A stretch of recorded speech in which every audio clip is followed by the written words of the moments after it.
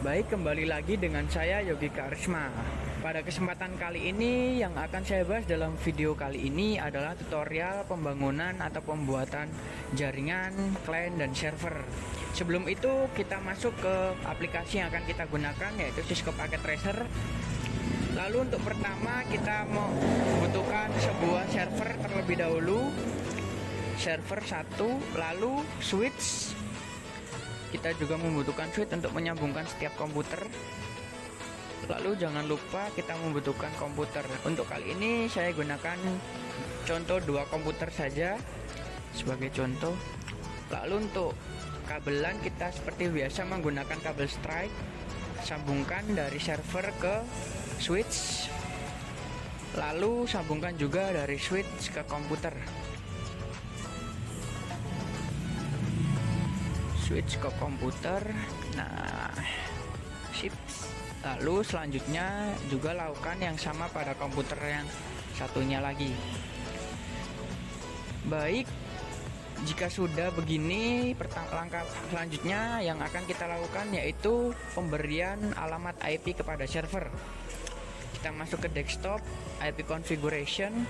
Di sini kita masukkan 192.168.1.1. Kita tap subnet masknya akan otomatis. Lalu kita kembali lagi. Kita cek apakah sudah. Lalu kita pemberian alamat IP pada komputer juga, jangan lupa. Pada kesempatan kali ini kita akan mencoba fitur DHCP, apakah nyambung dengan alamat yang diberikan oleh server atau tidak. Oke, kita tunggu. Oh, di sini DHCP-nya violet ya. Jadi jika IP-nya tidak seperti dengan nama server, di sini 169, sedangkan server tadi 192, jadi mungkin tidak akan tersambung. Jadi untuk kali ini kita gunakan static saja, 192.168.1.2. Kenapa 2? Karena yang 1.1 sudah diisi oleh alamat IP server. Baik, jika sudah, kita masuk ke PC2, kita tambahkan juga IP-nya. Kita coba DHCP lagi apakah bisa atau tidak. Kita tunggu request IP address pada sistem DHCP-nya. Oh, sama, di sini juga gagal ya. Jadi kita keduanya menggunakan IP static dengan menyamakan alamat IP yang seperti punyanya server. Tadi 1.2, sekarang 1.3. Lalu subnet mask jangan lupa, kita kembali. Selanjutnya kita mungkin akan mencoba testing ke komputer ini, satunya lagi 168.1.3. Kita coba, dan di sini sudah TTL, berarti komputer sudah terhubung. Lalu selanjutnya kita coba ke fitur HTTP atau web browser. Kita masuk kepada server, lalu kita masuk ke config. Oh tidak, di service mungkin. Oh ya, di service kita pilih HTTP, kita on. Di sini tertulis hello world. Jadi jika kita mencarinya mungkin akan muncul hello world. Coba kita ganti hello world menjadi apa ya? Selamat datang. Selamat datang. Oke, kita save, kita coba. Yes, kita keluar. Baik, kita coba ke PC, kita masuk ke web browser, lalu kita masukkan URL atau alamat IP dari server 1.1. Kita go Cisco Packet Tracer, welcome to Cisco Tracer. Benar-benar ya sama, tapi di sini masalahnya selamat datangnya tidak muncul ya. Mungkin ada sedikit masalah, kita cek lagi, mungkin ada yang salah. Sepertinya fiturnya beda ya, jadi mungkin terdapat sedikit perbedaan. Sini kita lihat, tidak ada. Mungkin kita lihat di copyright, ini juga tidak. CS. Oh, hello world, mungkin selamat datang. Oh, mungkin ya mungkin sistemnya agak sedikit berbeda dengan Cisco paket tracer lain. Kita coba sekali lagi. 192.168.1.1 kita enter. Oh, bisa keluar ya. Sini yang yang paling penting ini bisa keluar atau bisa nyambung ke web browser dari server.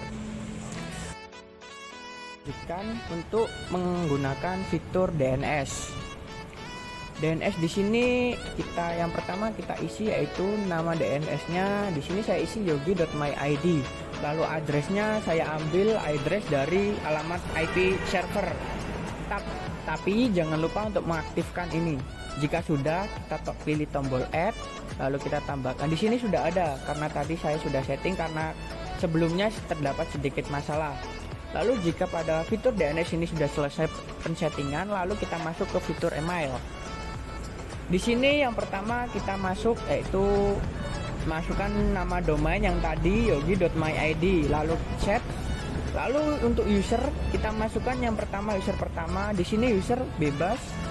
Lalu kita juga jangan lupa untuk masukkan password. Di sini saya pakai password 123.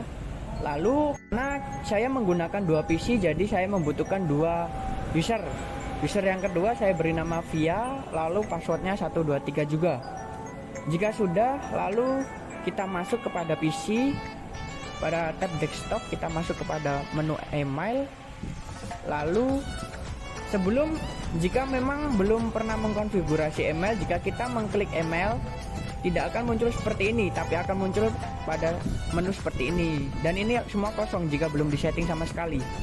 Lalu jika belum disetting sama sekali, mungkin username di sini bisa diisi oleh nama yang tadi nama user tadi. Di sini saya isi yang pertama yaitu Via. Lalu email addressnya via@yogi.myid, lalu incoming mail servernya yogi.myid, outgoingnya yogi.myid sama. Untuk username kita masukkan tadi via, lalu passwordnya jangan lupa 123, lalu kita save. Lalu kita minimize dulu, kita masuk ke ini yang sebelumnya desktop, kita masuk ke email juga, lalu kita pilih configure, atau jika belum men-setting sama sekali mungkin akan diarahkan langsung ke konfigurasi email. Lalu kita masukkan nama user yang kedua. Di sini yang kedua saya isi Vishal, lalu alamat addressnya juga vishal@yogi.myid. Sama, ini pun sama seperti tadi, username-nya Vishal, passwordnya jangan lupa 123. Lalu kita save. Lalu kita coba untuk mengcompose untuk via @yogi.myid. Untuk subjeknya kita pilih belajar. Untuk isi mungkin kita random, bisa isi selamat datang. Lalu kita send. Baik, di sini sudah terkirim. Lalu kita cek mana, kita kembali, kita cek pada email. Di sini kita klik receive. Nah, sudah masuk dari Vishal belajar dengan subjek selamat datang, berarti setiap komputer sudah bisa mengirim satu sama lain ya. Oke, mungkin sampai sini dulu saja tutorial pada kesempatan kali ini. Jika ada kesalahan, baik itu kesalahan tag video, kesalahan kata, pengucapan, atau kesalahan pemberian langkah, mungkin saya mohon maaf yang sebesar-besarnya. Saya tutup tutorial ini dengan mengucapkan terima kasih.